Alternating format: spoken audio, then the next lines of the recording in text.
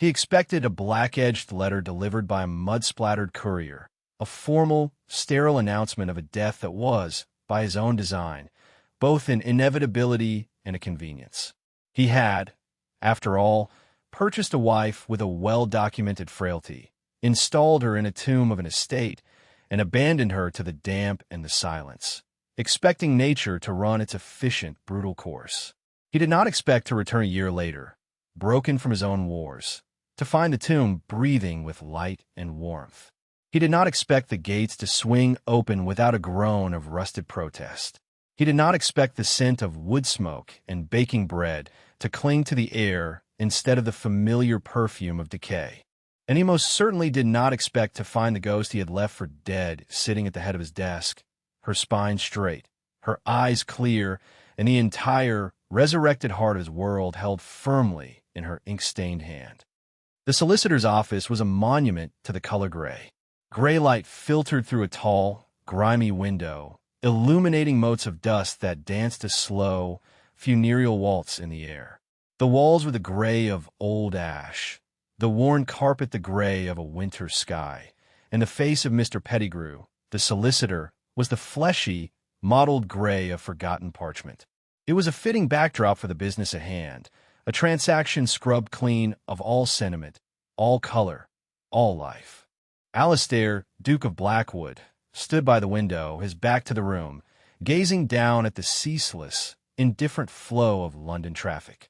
The city was a machine, and he was one of its vital, weary cogs. The matter in this room was a minor adjustment to the mechanism of his life, a necessary but irritating piece of maintenance. The settlement is, as we discussed, to be paid in full upon the signing. Mr. Pettigrew droned, his voice a dry rustle of paper. To your uncle, Lord Ashworth, for the complete discharge of his debts. Alastair did not turn.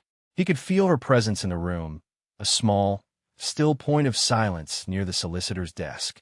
He had seen her only once before, a brief, formal viewing where she had been presented like a piece of porcelain, pale and exquisitely fragile. He had noted her then as he noted her now, a collection of disadvantages. Orphaned, penniless, possessed of a delicate constitution, a fact her desperate uncle had tried to disguise, but which the Duke's own inquiries had laid bare with clinical precision. A childhood bout with lung fever had left her with a vulnerability to cold and damp, a lingering weakness that was, to Alastair, not a liability, but an asset. He required a duchess. He required the potential for an heir. But his life, sworn to the service of the crown and entangled in the viper's nest of politics, had no room for the complex machinery of a real marriage. A short, quiet union followed by a respectable period of mourning was the most efficient solution. He was purchasing a placeholder. And the girl, the Duchess, she understands the terms. Alastair's voice was low, resonant, a sound accustomed to command that felt out of place in the cramped, dusty office. He did not use her name. He was not certain he remembered it. My niece is fully aware of her duties. A new voice inserted itself, thin and eager. Lord Ashworth, a man drowning in his own fecklessness, now grasping at the lifeline Alastair had thrown him. She is grateful, your grace. Deeply grateful for your generosity. Alastair finally turned. He allowed his gaze to sweep over the girl. Alara, that was it. She sat in a hard-backed chair, her hands folded in the lap of a simple, dark dress that had been mended one too many times. She was slender to the point of seeming translucent, her skin the color of milk, her hair a plain brown pulled back severely from a face dominated by large, startlingly lucid gray eyes. They were the only part of her that did not seem fragile. They met his, and for a fleeting, uncomfortable moment, he felt not like a duke securing a dynastic arrangement, but like a man being weighed and measured on a set of very old, very unforgiving scales. There was no gratitude in those eyes. There was no fear. There was only a calm, unnerving clarity. Then she coughed. It was not a dramatic, theatrical cough, but a small, dry, stifled sound, a tiny crack in her composure. She pressed a handkerchief to her lips, and when she lowered it, her gaze dropped to her lap. The moment of assessment was over. She was once again the sickly commodity. "See that it is done," Alistair said, turning his back on them again and returning his attention to the window. He had no interest in the scratching of the pen, the sibilant whispers of the solicitor, the relieved sigh of the uncle. He had an appointment at Whitehall in an hour, a meeting concerning border disputes and the rising cost of grain that was of infinitely more consequence than the acquisition of a wife. This was a duty performed, a box ticked. He felt nothing, not pity, not satisfaction, not even the faint stir of connection. He felt only the familiar, hollow ache of exhaustion, the weight of a title he had never wanted and a world he was tasked to manage. The papers were signed. The transaction was complete. He had purchased a duchess. Now he had only to dispose of her. The journey north was a study in silence. It stretched over 3 days, a relentless, punishing passage from the grimy heart of London into the cold, damp embrace of the Northern Territories. The carriage, though well-sprung and lined with the Blackwood ducal crest, felt like a cage. Alistair sat opposite her, the space between them a chasm of unspoken things. He did not speak. He read dispatches from his steward, his correspondence with ministers, his mind already leagues away, wrestling with policy and intrigue. He used the silence as a shield, a wall to protect the hollowed-out space inside him. Alara, for her part, seemed to require no conversation. She sat perfectly still, her gaze fixed on the landscape as it bled from tidy, hedgerowed fields into wild, wind-swept moorland. The green became a bruised purple and sullen brown. The sky, a vast and unforgiving slate, wept a steady, miserable drizzle that slicked the windows and drummed a monotonous rhythm on the roof. The air inside the carriage grew cold, thick with the scent of wet wool and the damp earth that seemed to be seeping in through the very floorboards. On the second day, he watched, over the top of a report on naval expenditures, as she shivered. It was a small, involuntary tremor that ran through her thin frame. She pulled her worn shawl tighter around her shoulders, her knuckles white. A gentleman would have offered her his own heavier traveling cloak. A husband might have shown some concern. Alistair did neither. He noted the shiver with the dispassionate interest of a scientist observing a predictable reaction. The environment was beginning to act upon the specimen. He turned a page and continued to read. He did not expect her to survive a winter at Graymore. He did not, in the coldest, most pragmatic corner of his soul, want her to. A living, breathing wife was a complication. A dead one was a memory, easily managed and eventually forgotten. The cold was not just in the air. It was a living entity that radiated from him, a permafrost around his soul forged in the crucible of a war he had survived, and a peace he found more draining than any battle. He had seen too much death to be moved by the prospect of one more. He had lost too much of himself to have anything left to offer another person, least of all this pale, quiet girl who was now his legal responsibility. He had provided her uncle with a fortune and her with the protection of his name. His duty, as he saw it, was done. Her survival was her own affair. By the third afternoon, the landscape had become openly hostile. Twisted, skeletal trees clawed at a sky the color of a lead coffin. The road dissolved into a muddy track, and the carriage wheels churned through a thick, sucking mire that smelled of rot and ancient decay. Rain lashed against the glass in furious, wind-driven sheets. This was his land, the Blackwood Estates, a vast, unproductive, and desolate inheritance he seldom visited. And then, through the gloom, it appeared. Graymore. It was not so much a house as it was a geological formation, a great, brooding pile of stone that seemed to have risen from the boggy ground, only to immediately begin sinking back into it. It was a mouthful of rotting teeth in the jaw of the moors. Entire wings were dark, their windows like vacant eyes. Ivy, thick as a man's arm, had consumed one wall, its tendrils prying at the mortar and crawling over the slate roof.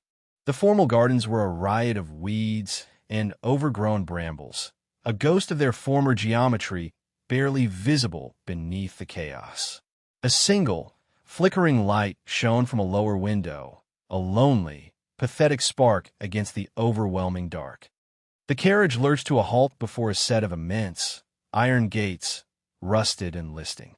A figure emerged from the small gatehouse, a hunched shape in a glistening oilskin coat, to wrestle with the lock. Alistair finally spoke, his voice cracking the dense silence like a sheet of ice. "Welcome to Greymoor, madam." Alara's gaze was fixed on the house. She said nothing, but her hands, still clasped at her lap, were so tight the bones seemed to press against the skin. He could not read her expression. It was not fear or despair or any of the things he might have expected. It was something else, a stillness, a quiet, unnerving focus, as if she were committing every crumbling stone, every grasping vine, to memory. The gates groaned open. The carriage rolled through, its wheels sinking into the sodden gravel of the drive. As they drew up to the main entrance, the heavy oak doors opened and a small contingent of staff assembled on the steps. They looked less like servants and more like survivors of a long siege. An elderly woman with a face like a sour apple stood at their head, her black dress severe, her expression pinched with disapproval. Alistair descended from the carriage, his boots sinking into the mud. He did not offer Alara his hand.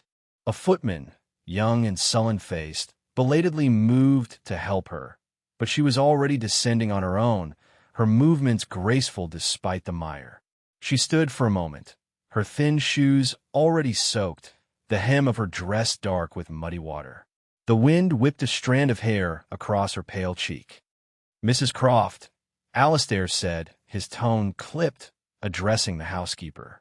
"This is the Duchess. See that she is made comfortable." The word felt absurd in this place. Mrs. Croft gave a curt, shallow curtsy that was more an insult than a show of respect. Her eyes, small and black like currants, raked over Alara, cataloging the cheap dress, the frail form, the absence of a lady's maid. The verdict was clear in her sneer. This was no Duchess. This was an impostor. "Her Grace's things are on the rear wagon," Alistair continued, already turning away. A groom had brought his horse, a powerful black stallion that stamped and snorted, its breath pluming in the cold air. "I am riding for the Scottish border. There is unrest at the garrison. I will not be returning for some time." He did not specify how long. It could be weeks.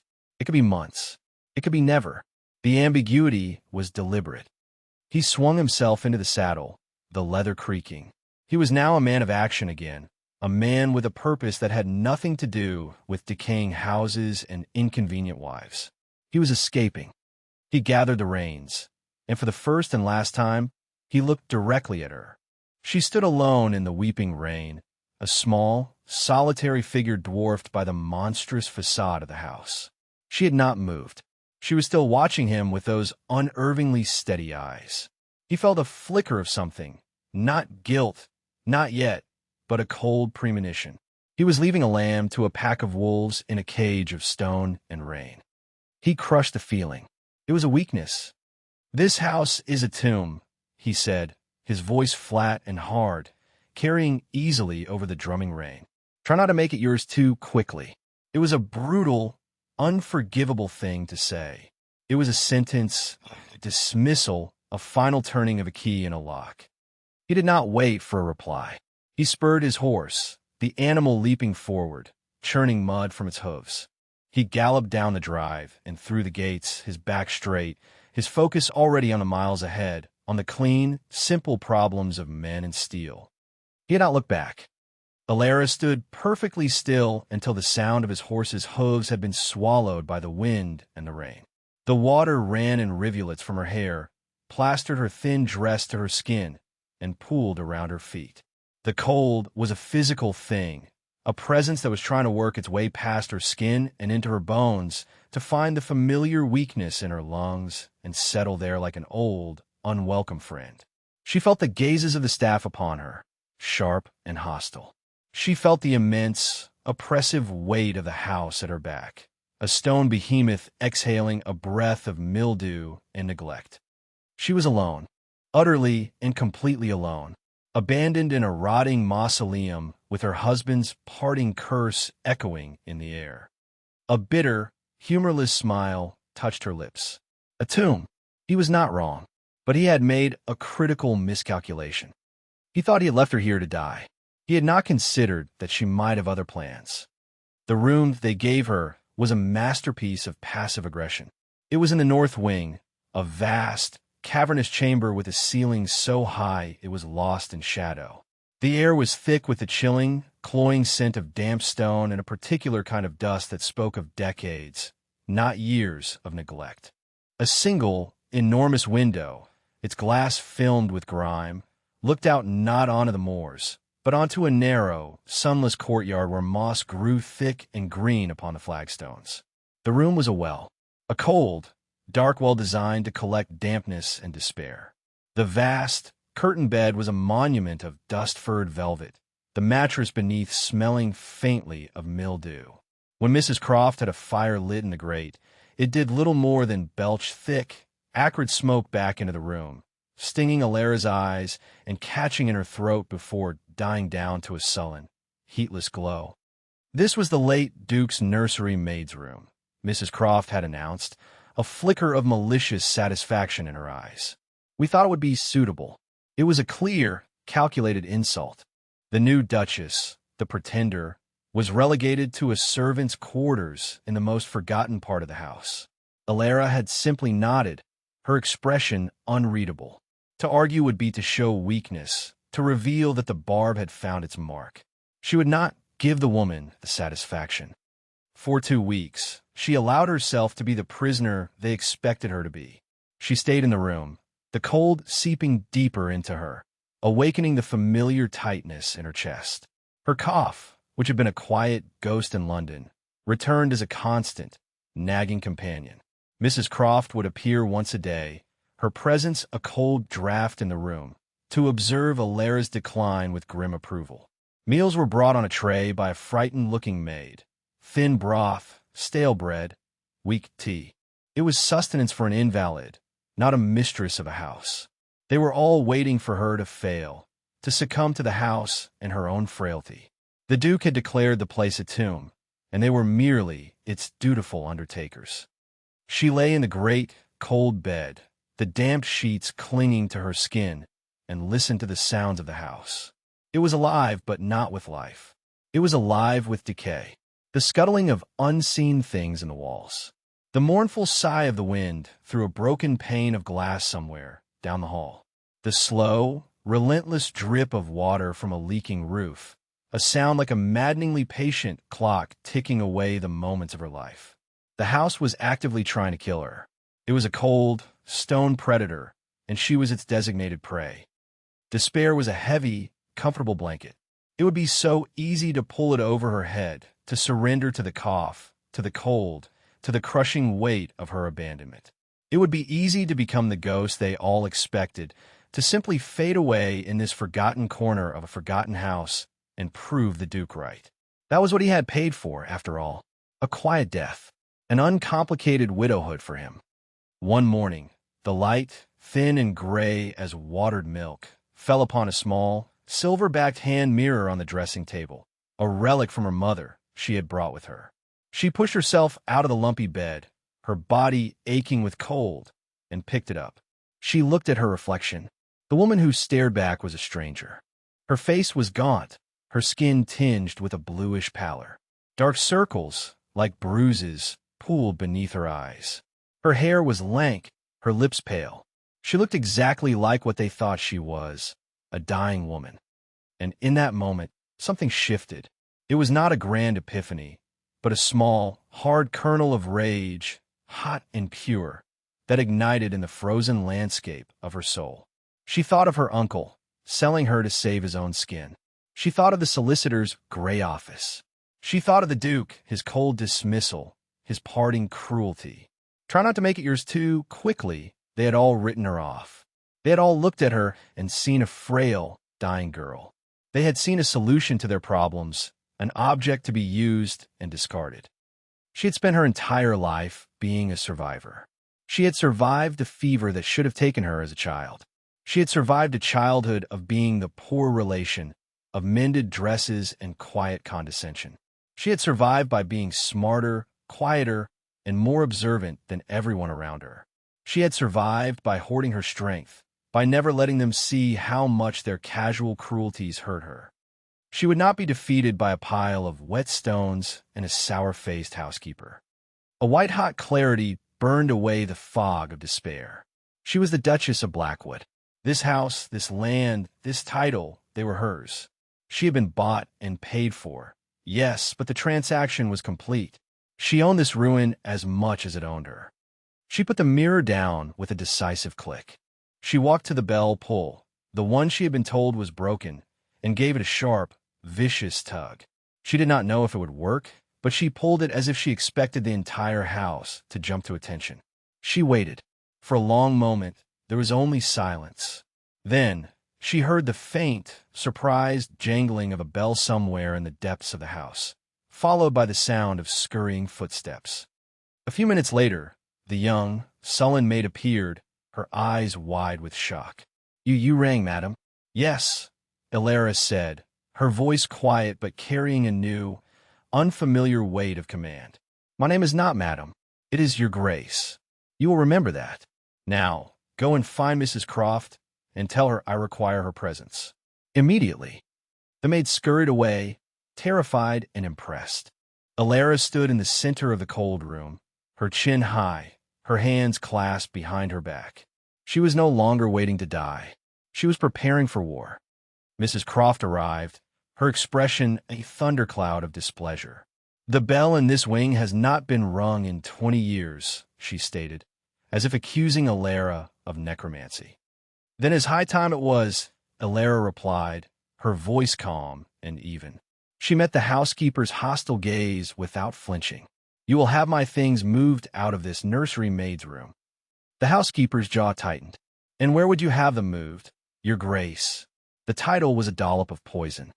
"To the Duchess's suite, in the south wing. The one with the view of the moors," Elara said. She had seen the layout of the house in a framed map in the main hall. She knew exactly where the best rooms were. "You will have a team of maids air it, clean it from top to bottom, and build a fire in every fireplace until the chill is gone. I want to be able to smell beeswax and lavender, Mrs. Croft, not mildew and regret. I will be taking my breakfast there in 2 hours." Mrs. Croft's face was a study in apoplexy. "That wing has been closed for a decade. It will take days. You have 2 hours." Elara cut her off, her voice dropping to a steely quiet. "If you are incapable of managing the staff to accomplish this simple task, then you will inform me at once so I can find someone who is. I'm the Duchess of this house. It seems you and everyone else have forgotten that. This is your one and only reminder." She held the housekeeper's gaze, a silent battle of wills waged in the cold, damp air. She did not blink. She did not waver.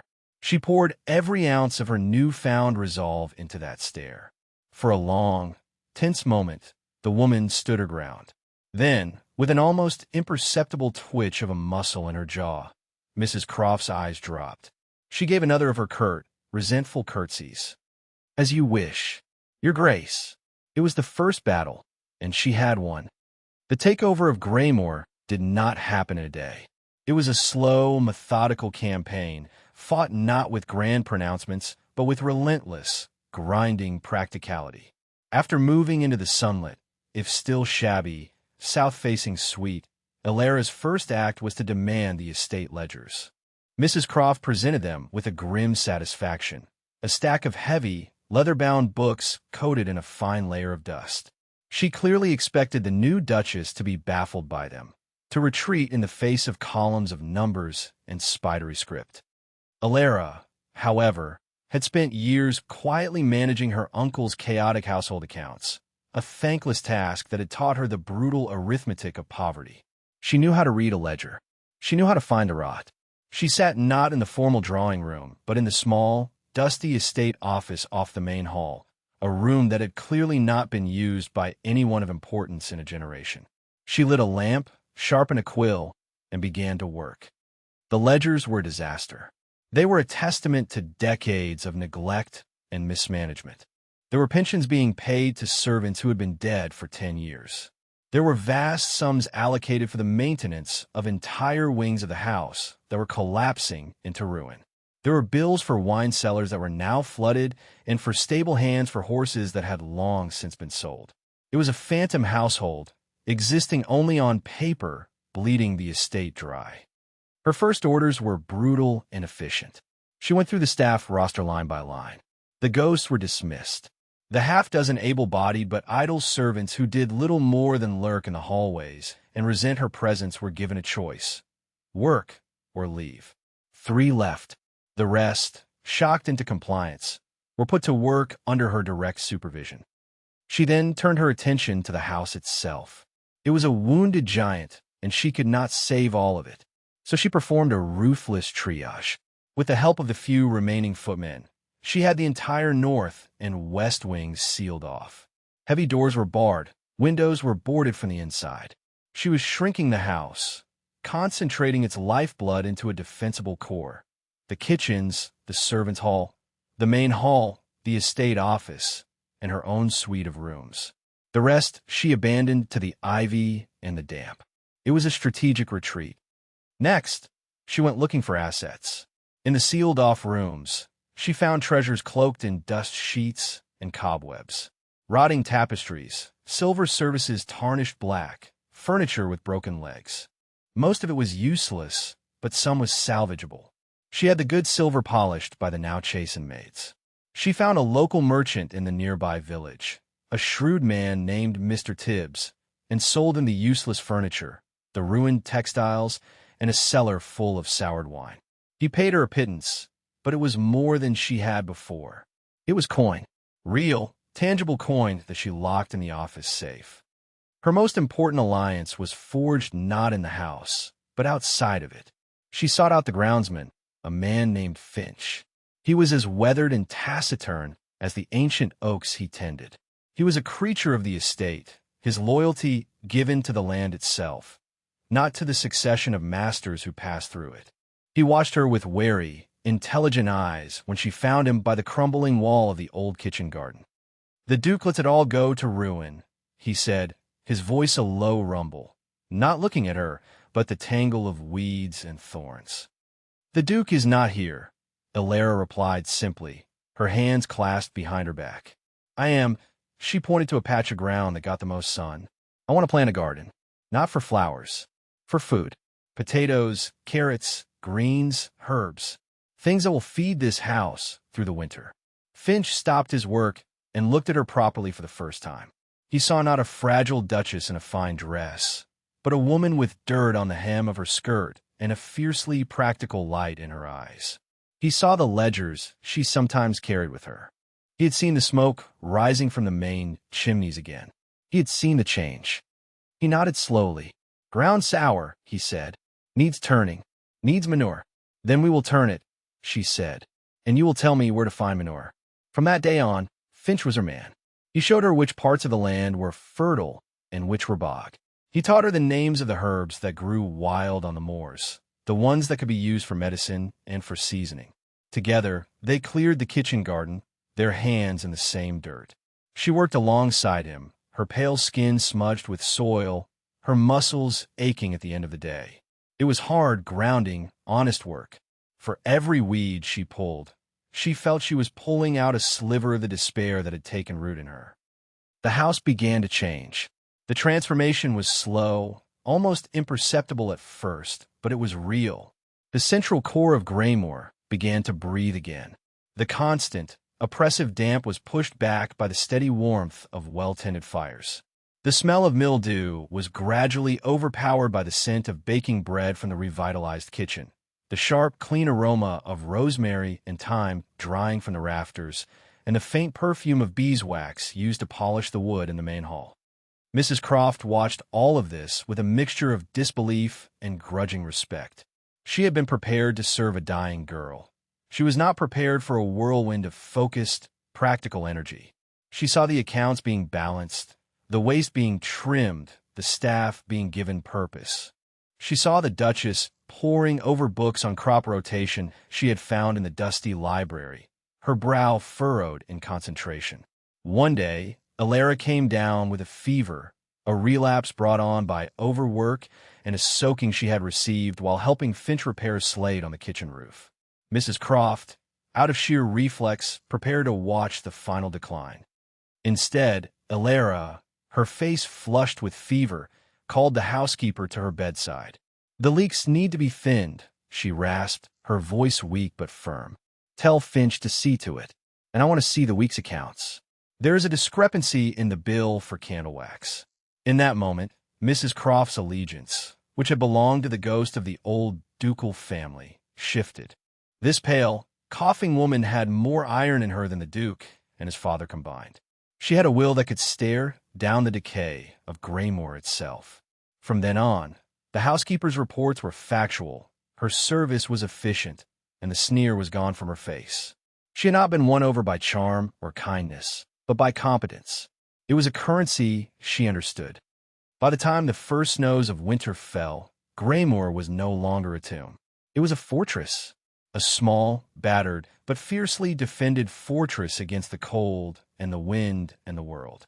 The larder was stocked with potatoes and carrots from their garden. The cellar with jars of preserves Elara had put up herself. The staff was a loyal, hard-working unit. The house, or at least its heart, was warm and alive. Elara stood at the window of her sitting room, the same room she had first occupied, now transformed. A fire blazed in the hearth. The wood was polished, the air was clean. Outside, the snow fell thick and fast, blanketing the moors in a sheet of brilliant, unforgiving white. The world was frozen, but inside her small kingdom there was warmth. There was life. She coughed, a small, dry sound in the quiet room. The weakness was still there, a shadow in her lungs. But it no longer felt like a death sentence. It was just a part of her, a vulnerability she had to manage. She had survived. More than that, she had built something from the ruins. She had taken the tomb her husband had left her in, and she had forced it to live. She thought of him then, the cold, absent man, somewhere out in the world, fighting his important battles. She wondered what he would think if he could see her now. She suspected he would be furious. The thought brought another small, humorless smile to her lips. Alistair rode south. He was not the same man who had ridden north a year and a half before. The political battles had been won, but the cost had been immense. An attempt on his life by a faction of radicals had left him with a thin, silver scar that ran from his temple to his jaw, a constant, pulling reminder of his own mortality. But the deeper wounds were not visible. He was bone-weary, hollowed out by the constant betrayals, the endless compromises, the sheer, grinding weight of his responsibilities. He had stared into the abyss of politics, and it had stared back, leaving a permanent chill in his soul. He was not going to London. He could not face it. Not yet. He needed silence. He needed oblivion. He was riding for Graymore. He did not think of his wife. Or rather, he tried not to. In the long, sleepless nights, her image would sometimes surface, a pale, quiet girl with unervingly steady eyes, left standing in the rain. By now, the black-edged letter he had expected should have found him. Its absence was a minor, irritating anomaly. Perhaps the courier had been lost. Perhaps the local solicitor was incompetent. He assumed, with a detached certainty, that she was dead. The damp of Graymore would have seen to that. He was returning to a grave, his and perhaps hers. The house was a fitting place to lick his wounds, a place so saturated with decay and silence that it would demand nothing of him. As he crossed the border onto his own lands, the first inklings of strangeness began. The track that had been a quagmire was now firmer, reinforced with gravel. The ancient, twisted trees that had clawed at the sky seemed to have been tamed, their dead branches pruned away. He dismissed it as the work of a briefly industrious tenant. But then he saw the main gates. They stood straight and true. The rust had been scraped away, the iron painted a severe, functional black. They were not open, but they swung aside as he approached, pulled by a boy who seemed to be watching for him. The boy even offered a clumsy, respectful nod. Alistair was so surprised he almost failed to return it. He rode up the drive, his stallion's hooves crunching on fresh gravel, not sinking into mud. The wild, chaotic gardens had been beaten back, The lawns were scythed, the brambles cleared from the walls. The house itself, he reined in his horse, staring. It was still a great brooding beast of a place, but it was no longer a corpse. The ivy had been stripped from the main facade. The windows of the central block and the south wing were clean, glinting in the weak afternoon sun. And from three of the massive chimneys, plumes of pale gray smoke drifted lazily into the sky. It was the smoke of domesticity of life. The scent on the air was not of rot, but of wood smoke. He felt a profound sense of dislocation, as if he had taken a wrong turn and arrived at another man's house. This was not the tomb he had left behind. This was a home. He dismounted, his legs stiff. The great oak doors swung open before he reached them, and a footman, the same sullen youth from before but now clean, straight-backed, and wearing a proper livery, took his horse's reins. "Welcome home, your grace." Alistair stepped into the main hall and stopped dead. The cavernous space was still vast and shadowy, but it was clean. The flagstones were swept, the air was cool but not damp, and a fire, a proper, roaring fire, blazed in the cavernous hearth, casting a warm, dancing light on the polished wood of the paneling. The scent of beeswax was unmistakable, and standing by the fire, as if waiting for him, was Mrs. Croft. Her black dress was as severe as ever, but her posture had changed. She looked less like a resentful warden and more like a castellan guarding her fortress. "Your Grace," she said, her voice neutral, giving a proper, respectful curtsy. "You are unexpected." "Clearly," Alistair said, his voice rough. He stripped off his riding gloves, his gaze sweeping the hall, trying to reconcile what he saw with what he remembered. "What is this? What has happened here?" "Her Grace has been managing the estate," Mrs. Croft replied, a statement of simple fact that carried the weight of a profound understatement. Her Grace. The words hung in the air. He had been so certain. "The Duchess?" he asked, the words feeling strange on his tongue. "She is in the study," Mrs. Croft said, gesturing with her head toward the small estate office. "She is reviewing the quarterly accounts." Alistair stared at the housekeeper, then at the closed door of the study. He remembered that room as a cold, dead space filled with cobwebs and forgotten papers. He walked toward it as if in a dream.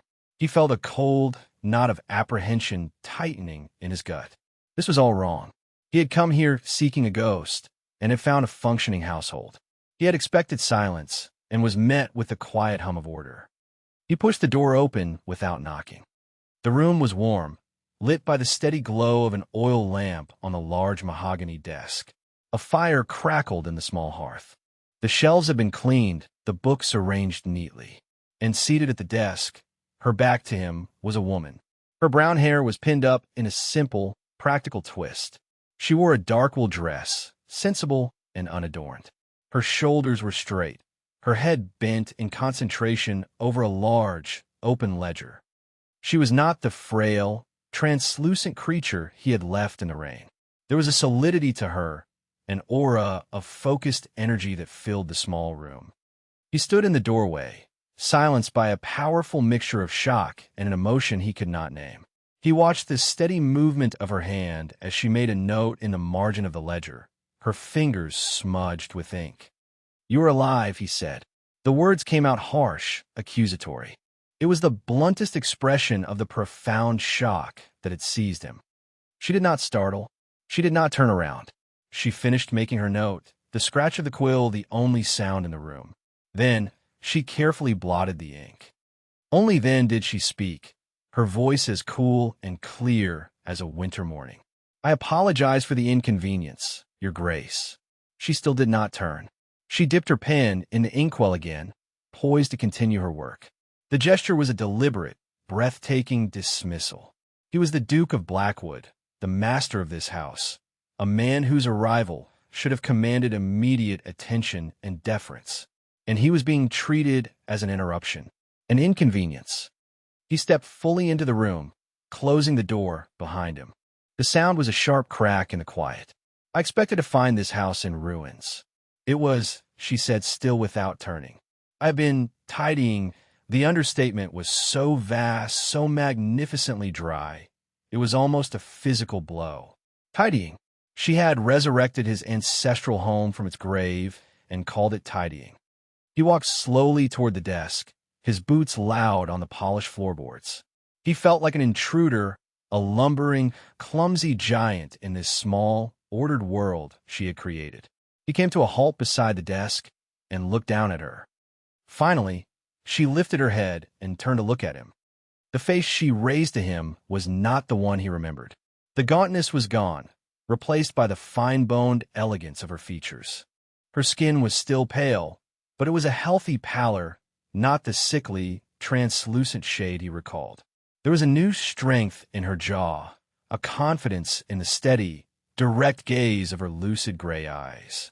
She was not beautiful in the conventional drawing-room sense. She was magnificent. She was like a blade that had been forged in a cold fire, all sharp edges and tempered strength. "I trust your journey was unpleasant," she said, her tone devoid of any real curiosity. It was the formal, meaningless inquiry one makes of a stranger. "I am the master of this house," he said, falling back on the raw assertion of his authority. It was all he had. "Indeed," she replied, a faint, ironic smile touching her lips. She gestured with her pen to the ledger in front of her. "And as its master, you will be pleased to know that for the first time in what appears to be 37 years, the estate is not operating at a loss. I have leased the north pasture to a sheep farmer from the village. The grazing rights alone will cover our expenses for the next 6 months. I have also dismissed the 6 stable hands who were being paid to look after the 3 lame horses we no longer own." He stared at her, speechless. She was not asking for his approval. She was reporting, as one professional might to another. "You sold my horses?" he finally managed, latching onto a concrete detail in the swirling vortex of his confusion. "I sold 3 animals that were costing a fortune to feed and were in constant pain," she corrected him calmly. "It was an act of mercy as much as one of fiscal responsibility. You have one perfectly good stallion, which Finch is tending to. Unless you plan on riding 4 horses at once." It seemed a sufficient number. Her logic was infuriating. It was unassailable. He was used to command, to his being law. He was not used to having his decisions preemptively unmade and improved upon by a woman he had left to die. He felt his authority eroding with every calm, rational word she spoke. He placed his hands on the desk and leaned forward, trying to use his height and physical presence to intimidate her, a tactic that had served him well in the cabinet rooms of London. "You have taken liberties, madam." She did not flinch. She did not lean back. She simply looked up at him, her gaze unwavering. "I have taken responsibilities, Your Grace. The ones you abandoned. This house was dying. The people in it were waiting to follow. I chose to live, and I made it possible for them to do the same. If you find that impertinent, you are welcome to undo my work. You can reflood the wine cellar, rehire the ghost staff, and set fire to the winter stores in the larder. It is your house. You are free to drive it back into the grave if you wish." She held his gaze, and in that moment, the power dynamic of the entire world seemed to shift and resettle. He was the Duke, the man with the title, the wealth, the power recognized by the king himself. And he was utterly powerless. He was an outsider in his own home. The staff's loyalty was not to him, but to her. The very warmth of the room was her creation. The food he would eat tonight was the result of her foresight. He was a guest in the kingdom she had built from his neglect.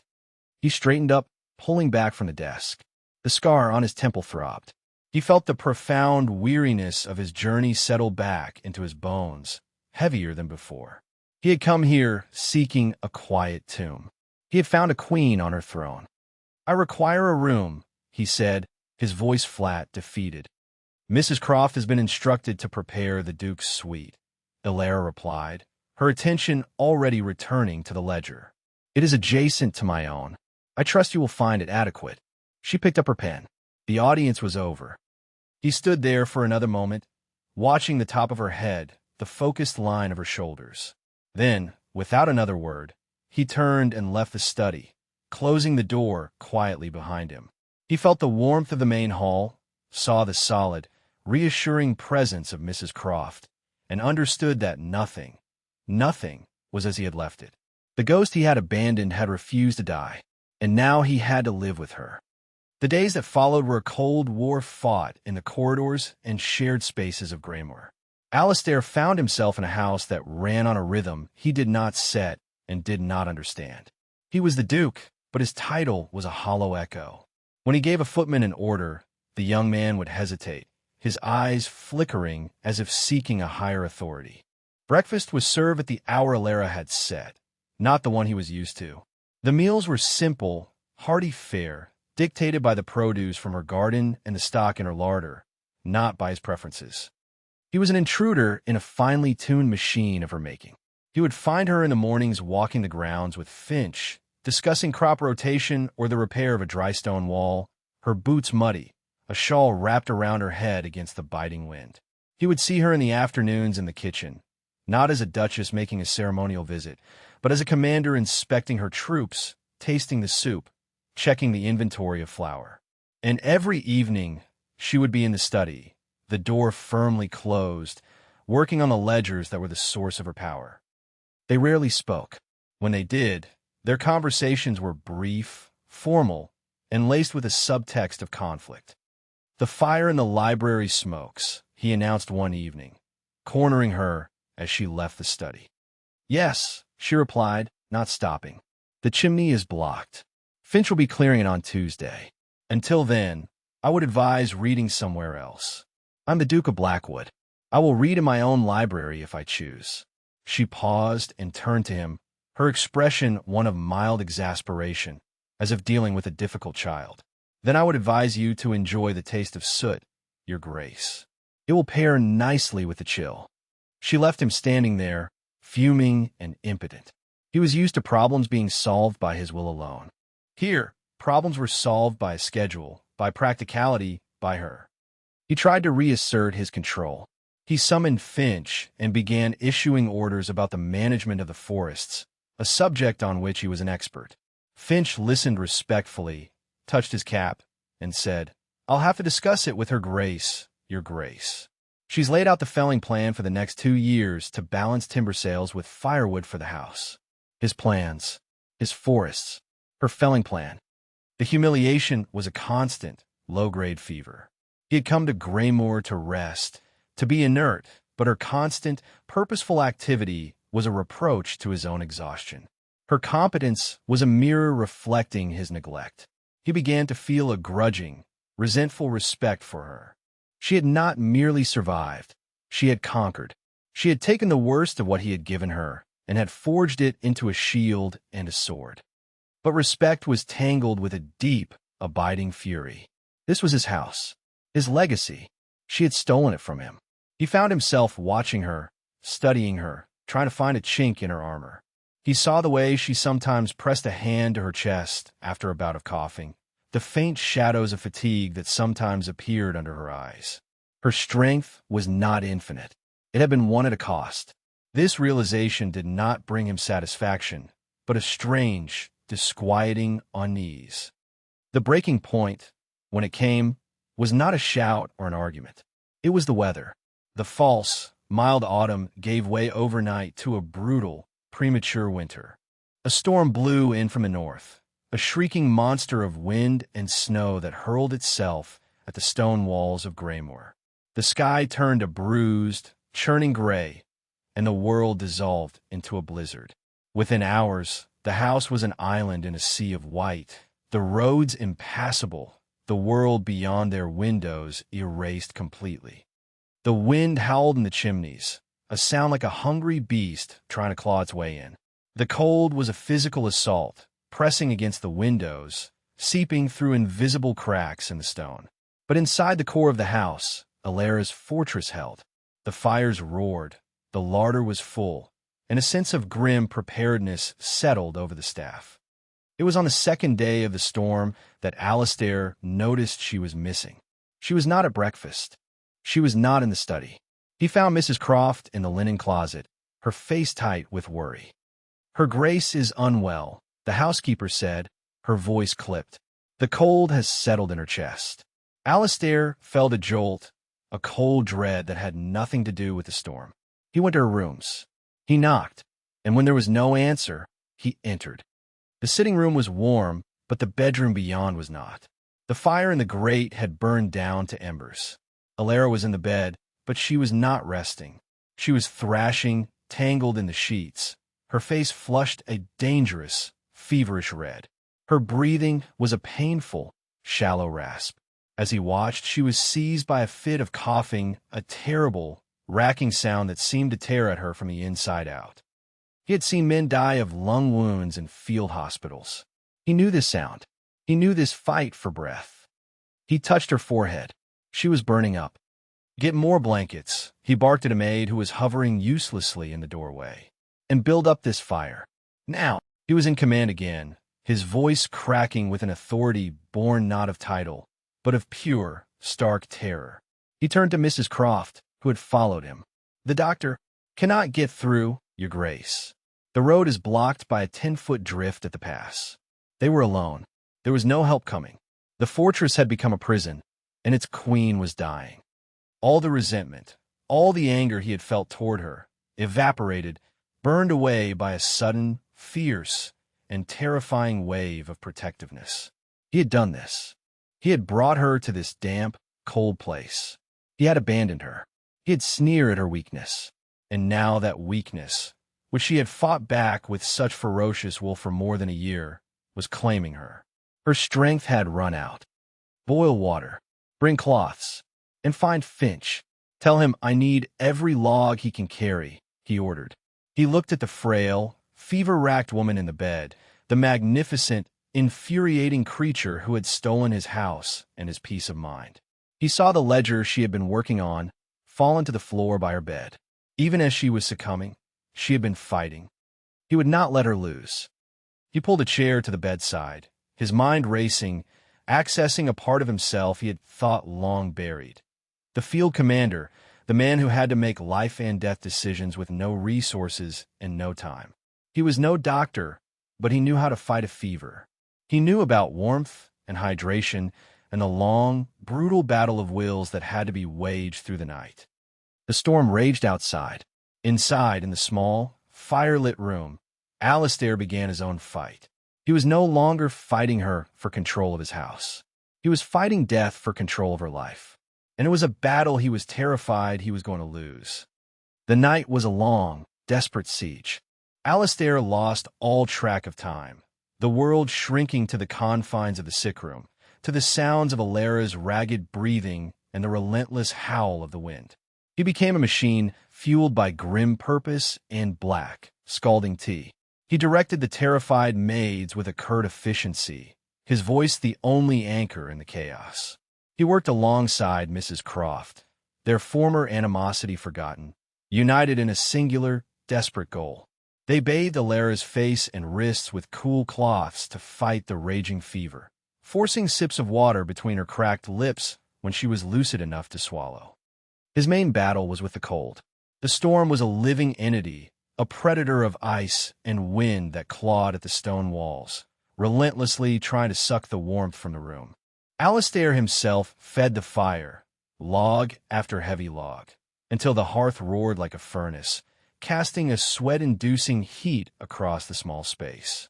He stuffed tapestries and spare blankets into the gaps around the window frames, waging a physical war against the drafts. He found Finch at the door, his eyebrows and beard caked with snow, his arms laden with wood, and together they plotted the defense of the house's warmth as if they were planning a military campaign. Through it all, his focus remained on Alara. He sat by her bed, a constant, unmoving presence. He watched the fever chart its cruel course across her face, the flush deepening and then receding, the sweat beading on her brow. He listened to the terrible, liquid sound in her lungs, a sound that spoke of a battle she was losing. In her delirium, she murmured, her words fragmented and nonsensical.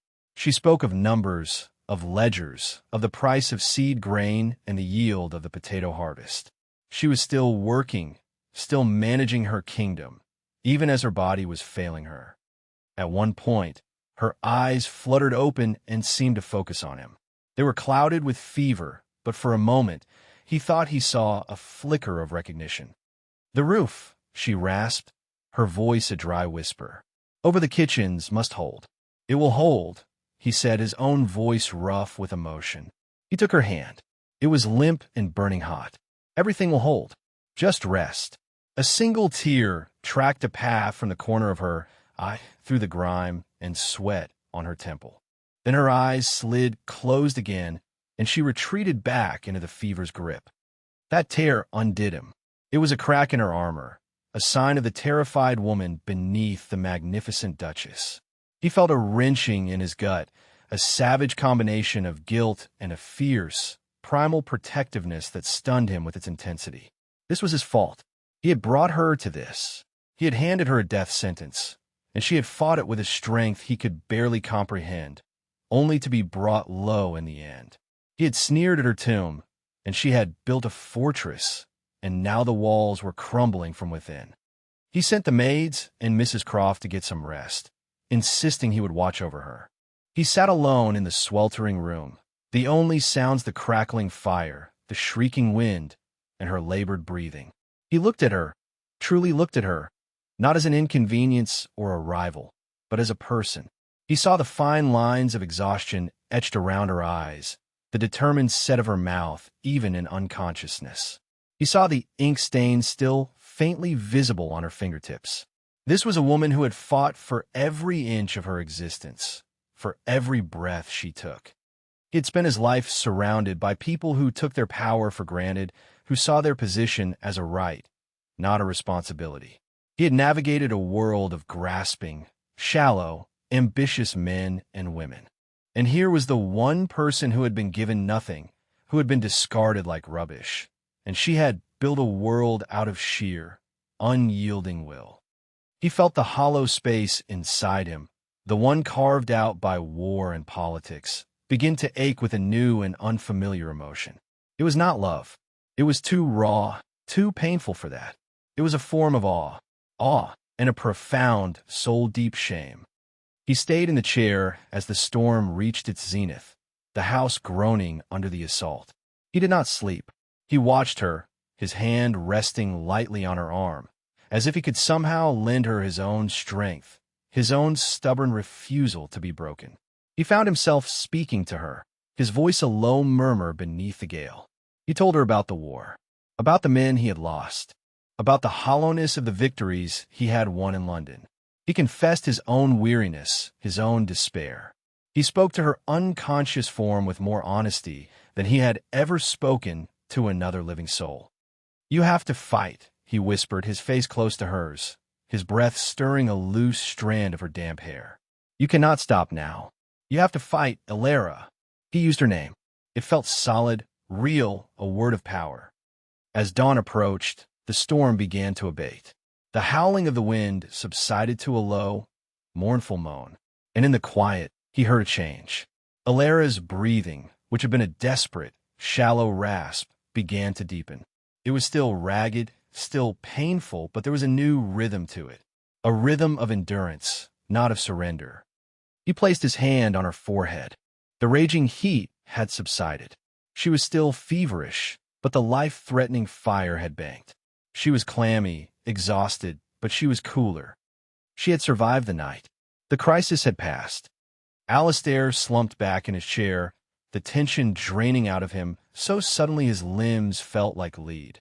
The adrenaline that had sustained him vanished, leaving behind a bone-deep exhaustion more profound than any he had ever known. He had not saved her. He knew that. Her own incredible, stubborn will to live had saved her. He had merely stood guard. He had kept the cold at bay. He looked at his hand, still resting on her arm. He thought of her parting shot in the study.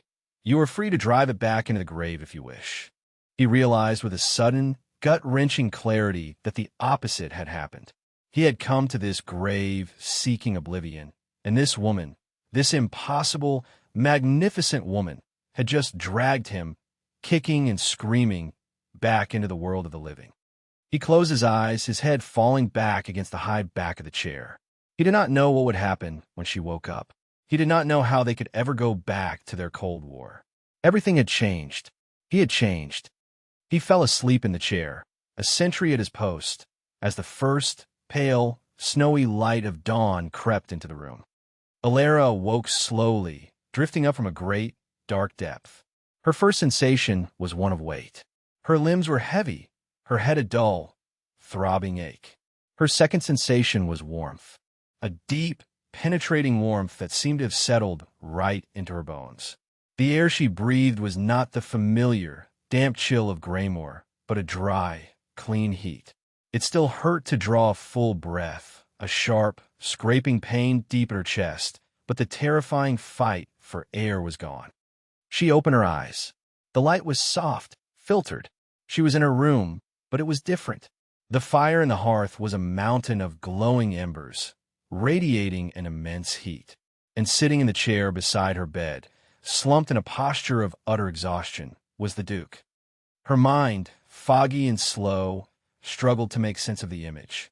His head was lolled back, his face shadowed with stubble and etched with deep lines of fatigue. The scar on his temple stood out, a pale slash against his tired skin. One of his hands rested on the arm of the chair, the other lay open in his lap.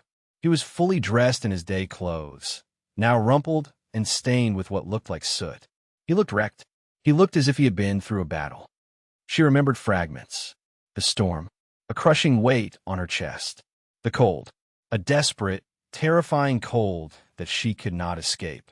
And then a voice, a low, constant murmur in the dark. A hand on her forehead, a relentless heat.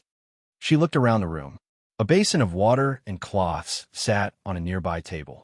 A half-empty cup of what smelled like herbal tea was on her bedside table, still faintly warm. The heavy tapestry from the hall had been tacked clumsily, but effectively over the window, blocking the drafts. Someone had fought a war in this room while she had been unconscious, and the only soldier present was now asleep in the chair. He had stayed. He had not let her die. The man who had abandoned her to this tomb had, when it mattered most, refused to let the tomb claim her. The contradiction was so vast, so profound, that her tired mind could not grasp it. He stirred, a low groan escaping his lips as he shifted in the uncomfortable chair. His eyes opened, bleary and unfocused at first. Then they found her. They widened, clearing instantly, a flash of alarm followed by a sharp, intense assessment. "You are awake," he said. His voice was a hoarse rasp. "It would seem so," she whispered. Her own voice was thin, a fragile thread of sound, an ongoing inconvenience. A ghost of a smile, a faint, weary twitch touched his lips.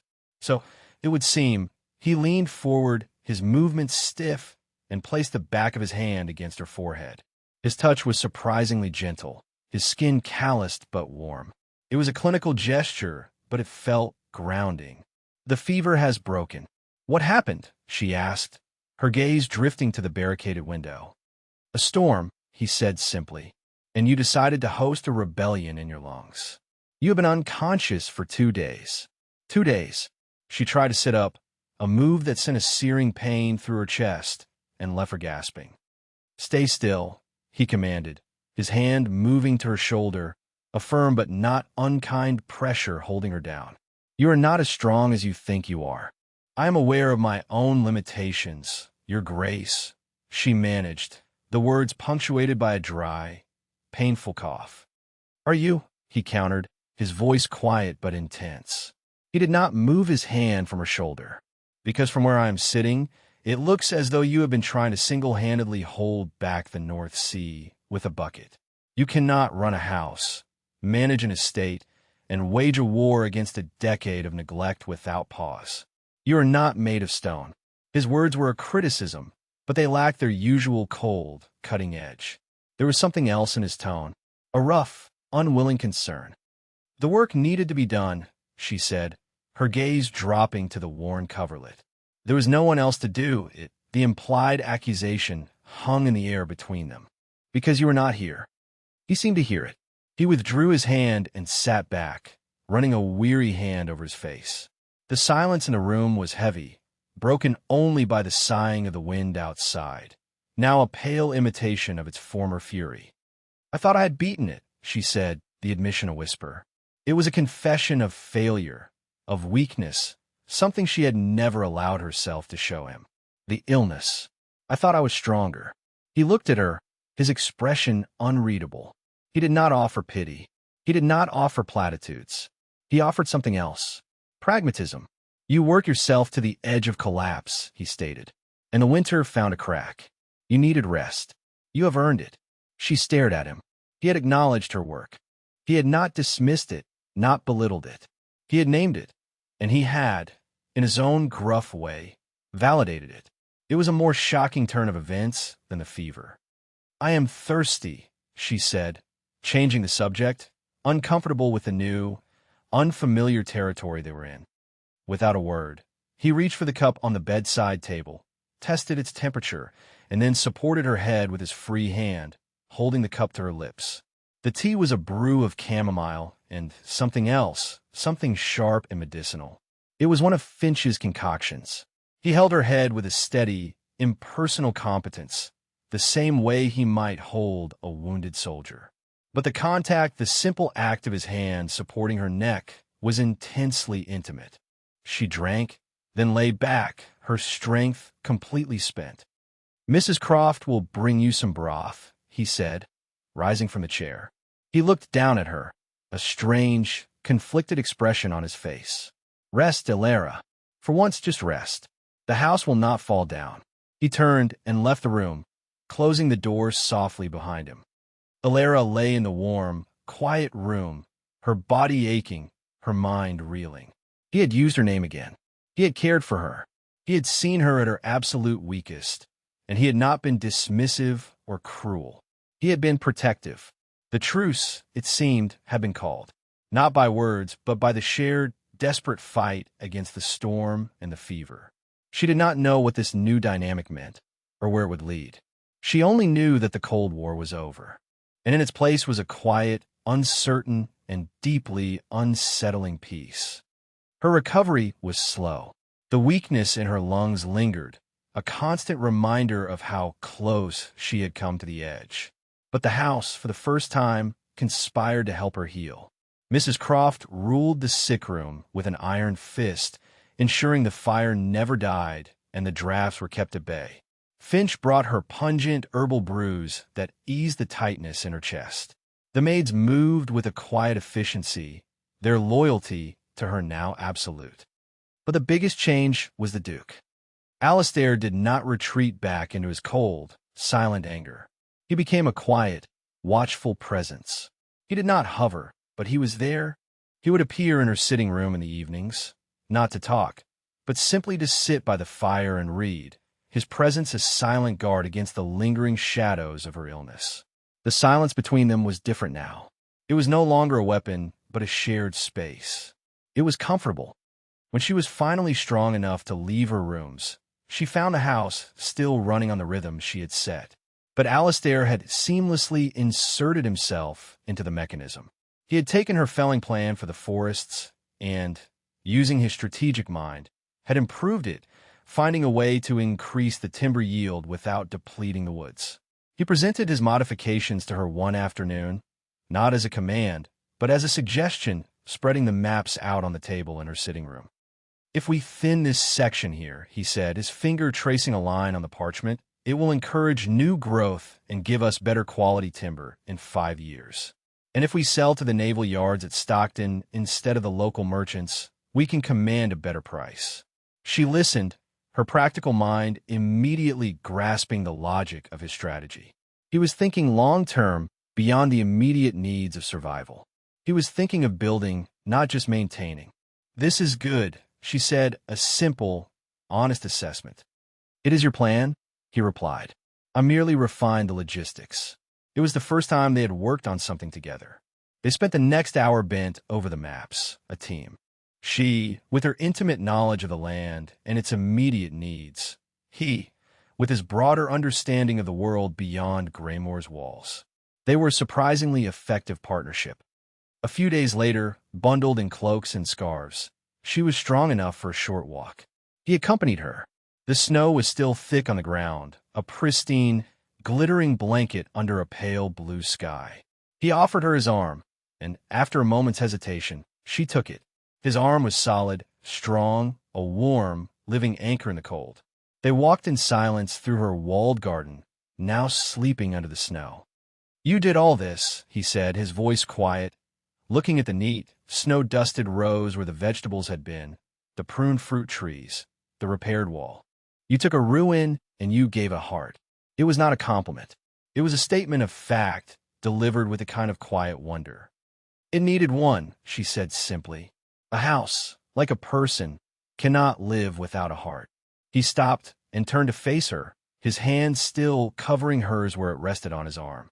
His gaze was intense, searching. "I was wrong," he said, his voice low. "About everything. About this house. About you." It was an apology, a confession, a surrender.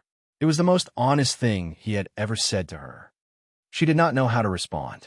The sharp, witty retorts that had been her shield for so long felt useless, wrong. So she said nothing.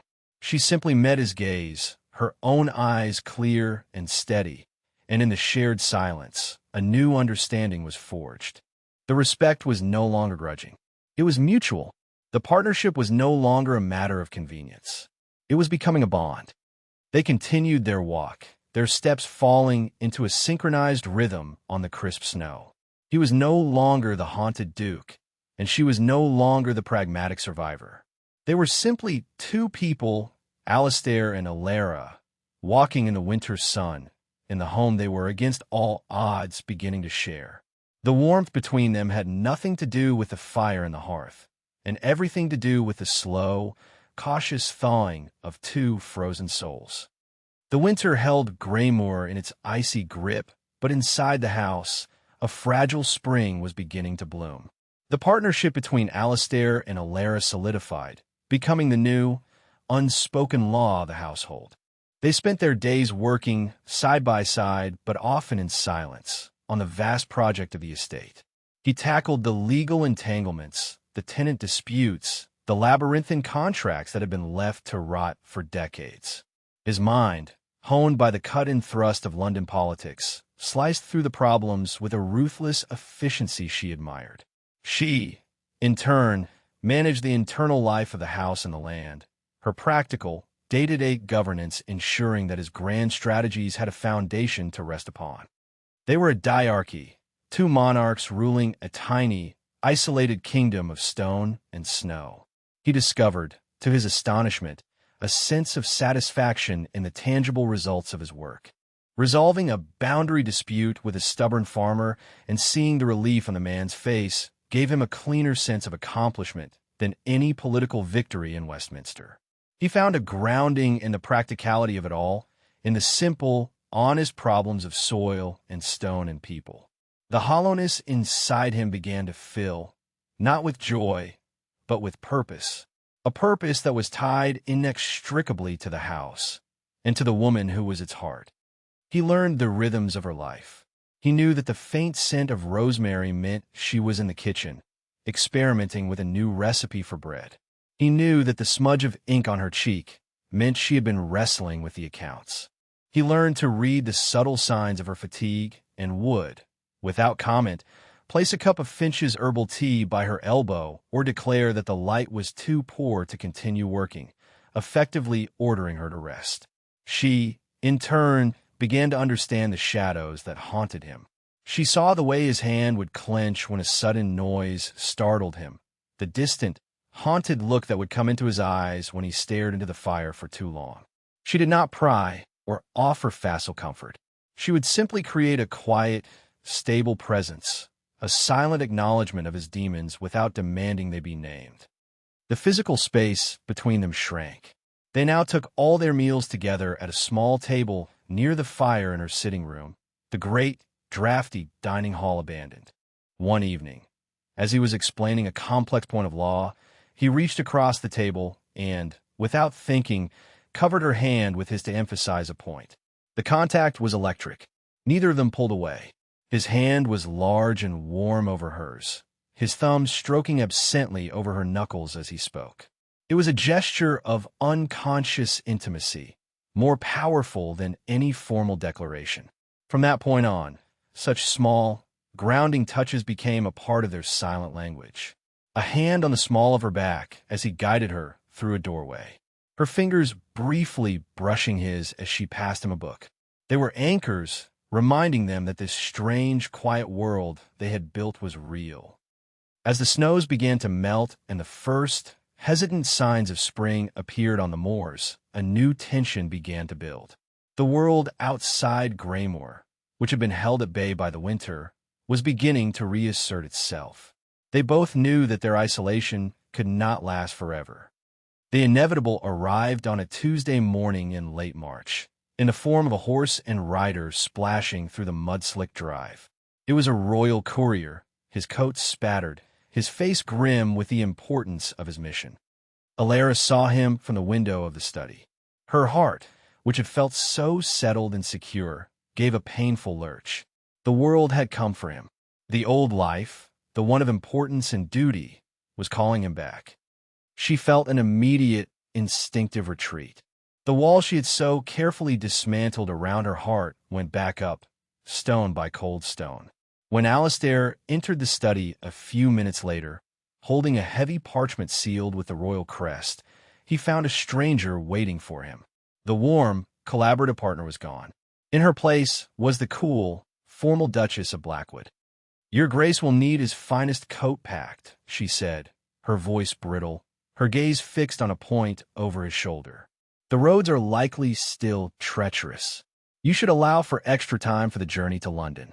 Alistair looked from the seal in his hand to her face. He saw the careful, blank expression, the rigid posture, the deliberate distance she had placed between them.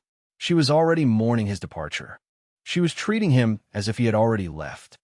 "You assume I'm going," he said quietly. "Of course you are going," she replied, a faint, bitter edge to her voice. "The king calls. Your duty is in London." It has always been in London. Her tone implied that this house, this winter, this fragile peace, had been nothing more than a temporary convalescence, a pleasant but meaningless interlude before the real business of his life resumed. He broke the seal and unrolled the parchment. His eyes scanned the familiar, elegant script of the king's private secretary. He was not requested. He was summoned. A crisis in the cabinet, a realignment of power. His presence was deemed essential. It was the world he had once commanded, the world that had almost broken him. He looked up from the dispatch and saw Alara's face. She was watching him, her mask of cool formality slipping just for a second, revealing the raw vulnerability beneath. He saw in her eyes the stark certainty that he would leave, that he would choose the world of power and politics over the quiet, difficult life they had started to build. He saw the ghost of the woman he had abandoned in the rain. And in that moment, his own choice became terrifyingly, liberatingly clear. He had spent his entire adult life serving a notion of duty that had been handed to him.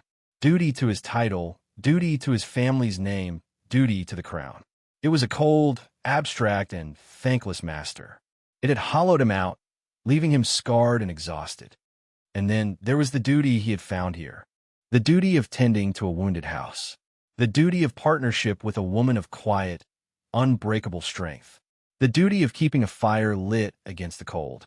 This duty was not abstract. It was real. It had weight and texture and the scent of wood smoke and old paper. It had a heartbeat. He walked slowly to the fireplace, where a steady fire, a fire he himself had lit that morning, was burning. The dispatch was still in his hand. "What are you doing?" Alara asked, her voice sharp with confusion. He did not answer. He looked at the summons, the elegant script, the royal seal. It represented everything he had been. The haunted duke, the political operator, the weary servant of the state. It was a life of ghosts and shadows. He looked at her. She was his home. A real, living, breathing home. Not the stone and mortar of Graymore, but her. Her strength, her resilience, her quiet, unwavering presence. She was the anchor that had stopped him from drifting into oblivion. "My duties have changed," he said, his voice low and resonant in the quiet room. And then, with a calm, deliberate movement, he dropped the king's summons into the heart of the fire.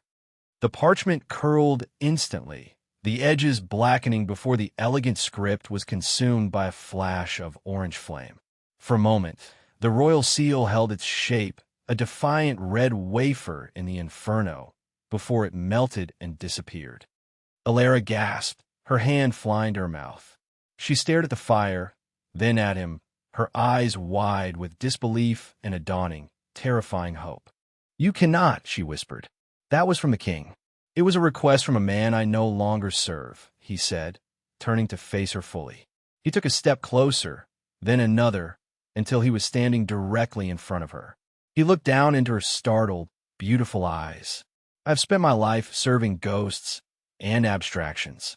Duty, the crown, the Blackwood name. It was a cold, empty life. I came here to this house, to this tomb, seeking an end to it." He reached out and gently touched her cheek, his thumbs stroking the soft skin. "And I found a beginning instead. I found a life that is real, that has weight, that has warmth." His voice dropped, becoming thick with an emotion he no longer tried to hide. "My duty is no longer to the crown, Alara. My duty is here, in this house, with you." He took a breath, the words of his final, absolute declaration laid bare. "You are my home, the pragmatic survivor, the ruler of Greymore, the woman who had faced down ruin and despair with nothing but her own will, finally broke. Her carefully constructed walls, which had already been crumbling, dissolved completely. Her composure shattered, not into 1,000 pieces, but into a single, profound surrender. A tear, then another, escaped her eyes and traced a path down her cheeks. She did not sob or weep, but stood trembling, the sheer, overwhelming force of his declaration rendering her speechless. He had not just chosen stay. He had rejected his entire world for her, for the life they had built in the ruins. She leaned forward, her forehead coming to rest against the solid wall of his chest. It was a gesture of complete trust, of absolute vulnerability. She was no longer just a survivor, fighting her own battles. She was letting him in. She was letting him share the burden. His arms came around her, pulling her close, holding her as if she were the most precious, fragile thing in the world. He buried his face in her hair, inhaling the scent of her, the clean, honest scent of wood smoke and herbs and Alara. He held her not with passion, but with a fierce, grounding tenderness. They were not two separate entities, the Duke and his inconvenient wife. They were a single, solid unit, a permanent fixture rooted in the soil of their reclaimed world. They stood there for a long time, holding each other in the quiet study as the fire consumed the last vestiges of his old life. Outside, the courier, his message undelivered in any meaningful sense, would soon be riding away, back to a world that no longer held any claim on the Duke of Blackwood. Later, they stood at the window of the study, looking out not at the courier's departure, but at the land.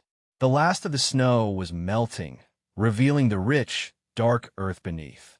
Finch was in the kitchen garden, turning the soil, preparing it for the spring planting. The house behind them was warm and quiet, its heart beating steadily. It was no longer a tomb or a fortress. It was fiercely alive and completely whole. Alara leaned her head against Alistair's shoulder, his arms securely around her. The coming spring, and all the springs after, would bring their own challenges, their own battles. The world would not forget them entirely, but they would face it together. "The soil looks rich this year," she said, her voice quiet, steady, and full of a hope she had never before allowed herself to feel. "We will have a good harvest," he replied, his lips brushing the top of her head. And in the simple, practical promise of those words lay the foundation of their entire future. A future to be built not on titles or treaties, but on the shared, honest work of making a home and a life, together, against the coming of any winter.